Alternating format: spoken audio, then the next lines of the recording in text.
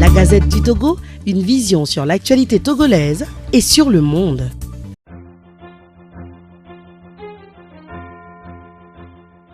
Mesdames et messieurs, fidèles auditeurs, bonjour. Les adieux de Gétac à la politique. Ce n'est pas le titre d'un film, mais bien l'une des variantes réalités du paysage politique togolais qui prend souvent des coups au tournant de chaque élection. Djeri Tama Kamondega démissionne de la présidence de son parti le Net et fait ses adieux à la politique togolaise. L'homme n'est pas à son premier coup d'essai, il en a déjà fait l'expérience quand il décida un jour d'abandonner ses grades et barrettes d'officier de l'armée togolaise pour devenir un citoyen ordinaire, rapidement converti dans les affaires, avant d'être mordu de politique. Dans cette arène, garnie de poids lourds, il était traité de tous les noms d'oiseaux. Méfiance oblige, on le prenait pour une taupe, un agent secret venu fouiller dans les narines de ceux qu'on qualifie de vrais opposants charismatiques et candidats naturels à toutes les élections. Djeri Tama est un homme pressé qui avait compris que rien de grand ne se fait sans ambition et sa passion, voulant même accéder aux plus hautes charges de l'État en 2015, mais sans succès. Question, pourquoi n'avait-il pas démissionné en ce temps-là?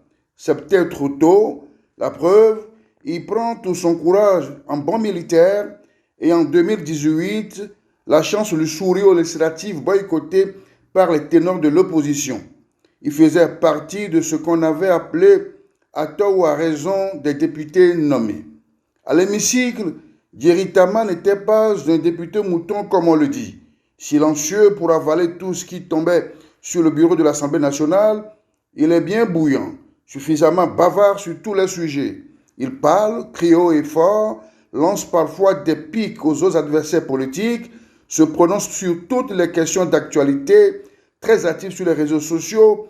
Il fait des directs sur TikTok, sur sa page Facebook, avec plus de milliers d'abonnés et de followers, emballant les jeunes pour devenir populaire. Il dit avoir dépensé une grande partie de ses indemnités de parlementaire au profit de sa jeunesse qui croit en lui dans son nouvel engagement politique. Le temps de gloire et du populisme prit fin avec le projet de loi portant révision constitutionnelle.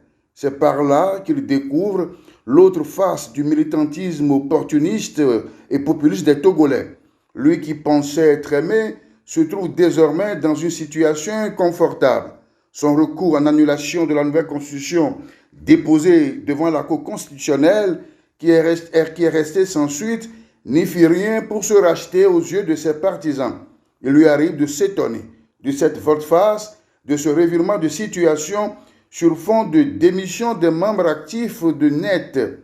Comble de malheur, la défaite électorale fut un coup dur pour lui et l'opération de rachat n'a rien donné. Et alors il démissionne et fait ses adieux à l'arène politique. Est-ce un acte de bravoure ou un aveu de faiblesse devant les méandres de la réalité de la politique togolaise?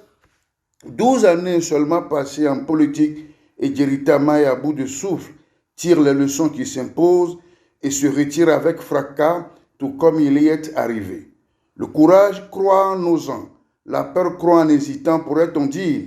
Djeri Tama a cru en sa capacité d'acteur politique en osant, et quand il n'en peut plus, il jette l'éponge, aussitôt que possible, pour couper court à toutes les mauvaises langues. En cela, il n'est pas comparable à ceux qui sont habitués aux multiples échecs électoraux, mais qui signent et persistent à y rester pour en faire carrément une carrière de vie. C'est un choix, et comme on dit, choisir, c'est affirmer la valeur de ce qu'on choisit. Mais cela fait réfléchir sur l'idée que nos hommes et femmes politiques en font de la chose, être en politique pour travailler au bien commun, apporter sa pierre à la construction de l'édifice national, ou tout ça aussi longtemps que possible, eh bien, ou encore en faire un gagne-pain à la recherche de ses propres intérêts et de ses courtisans. Triste réalité sur les tropiques, et il revient à chacun d'en juger. Et pendant ce temps, c'est la résilience d'une grande majorité du peuple qui est mise à rudes épreuves et qui choque toute conscience patriotique, qui nourrit de grandes ambitions pour le sort du pays. Faisons la politique autrement et vivant en ayant en esprit l'intérêt général. Bonne fête de Pentecôte et bon dimanche à tous.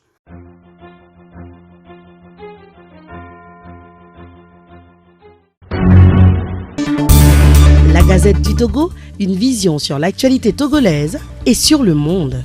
Rejoignez-nous sur le www.lagazettedutogo.com ou sur nos comptes Facebook, Twitter et YouTube. Pour tout contact, écrivez à contact@lagazettedutogo.com ou appelez le 92 80 88 53.